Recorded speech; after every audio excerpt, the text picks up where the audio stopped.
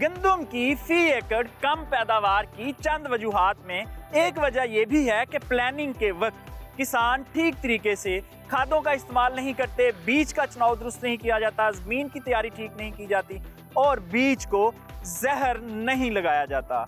इसीलिए हमारी फी एकड़ एवरेज पैदावार 30 मन से भी कम है, मगर पाकिस्तान में ही चंद किसान 80 मन से भी जायद फी एकड़ पैदावार ले रहे हैं।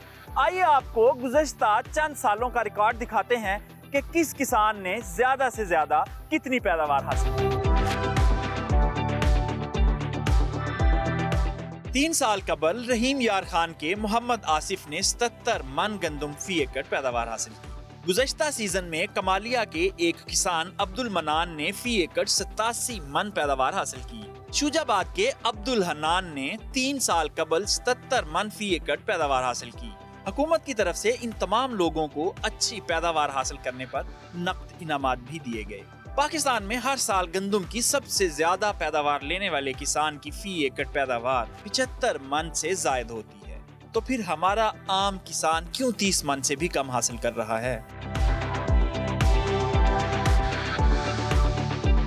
रवायती तरीके से काश्त की गई गंदम की न सिर्फ फी एकड़ पैदावार कम होती है, बल्कि तेज हवा और बारिशों की वजह से गंदम गिर भी जाती है। इस वक्त हमारे साथ एक प्रोग्रेसिव फार्मर डॉक्टर अबुल फजल साहब मौजूद हैं। वो बिल्कुल नए तरीके से गंदम काश्त करते हैं और उनकी पैदावार भी बड़ी ज़बरदस्त आती है और गंदम गिरती भी नहीं। उनसे इनकी कामयाबी के राज पूछते हैं। अस्सलाम वालेकुम अस्सलाम बेंजामिन साहब। सबसे पहले तो ये बताएं कि लास्ट ईयर हमने आपकी गंदम देखी थी, दूसरों की आपके हमसायों की गिरी हुई थी, आपकी गंदम गिरी नहीं थी। इसकी वजह क्या है?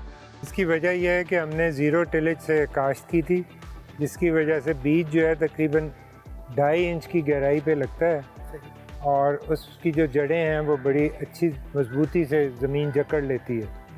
और उसमें यह है कि हमारा ख़र्चा भी बहुत कम होता है। आजकल डीज़ल भी महंगा है और उसको ज़मीन को तैयार करने में 25-30 हज़ार का ख़र्चा है, जबकि ज़ीरो टिलेज में 3-4 हज़ार रुपये में पूरा एकड़ जो है वो हमारी बिजाई हो जाए। अच्छा, ज़ीरो टिलेज मशीन जो है ये है आपके पास? जिन फार्मर्स के पास मशीन नहीं है, ज़ाहिर उनके लिए तो प्रॉब्लम है। जी बिल्कुल, मेरे ख्याल में ये एक इन्वेस्टमेंट है जो एक ही सीज़न में आपको पे ऑफ कर जाएगी। तो इसको या 2-3 किसान मिल के ज़मीन ले लें या कोई सर्विस प्रोवाइडर।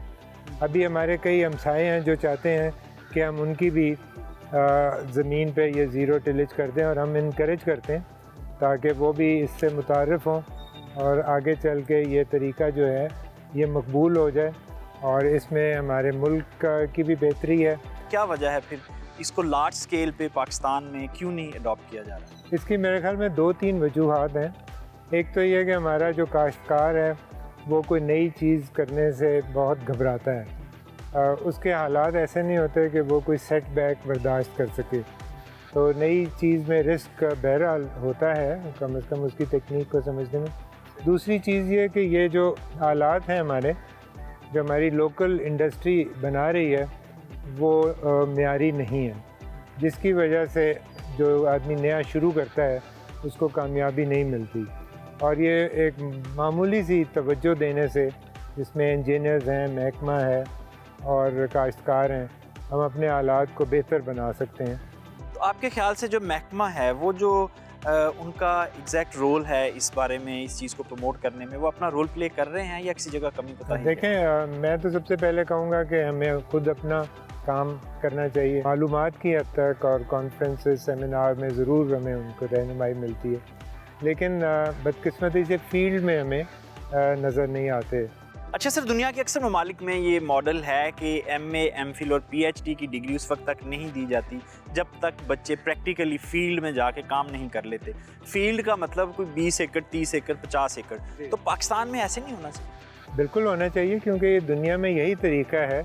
ये जितनी भी फ़नी तालीम है इसमें अप्रेंटिसशिप और हैंड्स ऑन ट्रेनिंग का एक रोल है। एक तो आपने सोइंग का तरीकाकार बदल दिया, ज़ीरो टिलेज पे चले गए। इसके अलावा आप क्या ऐसी चीज़ें करते हैं जिससे आपकी फसल दूसरों की निस्बत अच्छी होती है? देखें, इसमें पहली तो बेसिक चीज़ ये है कि हमें अपनी ज़मीन में इन्वेस्ट करना चाहिए, उसका ऑर्गेनिक मैटर बढ़ाना चाहिए। अक्सर लोग जो है ना पानी के लिए ट्यूबवेल लगाते हैं, नहर से लाते हैं, लेकिन पानी के निकास का कोई बंदोबस्त नहीं करता।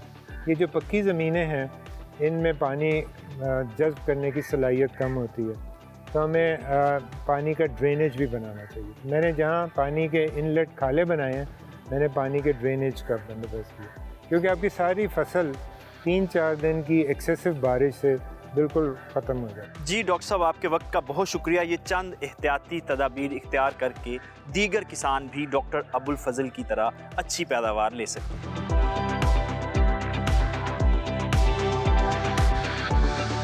बाखबर रहिए हर जगह हर वक्त, और अभी सुनो न्यूज़ का YouTube चैनल सब्सक्राइब कीजिए, बेल आइकन पर क्लिक कीजिए और जानिए मुल्की और गैर मुल्की हालात व वाक़यात यकीन के साथ।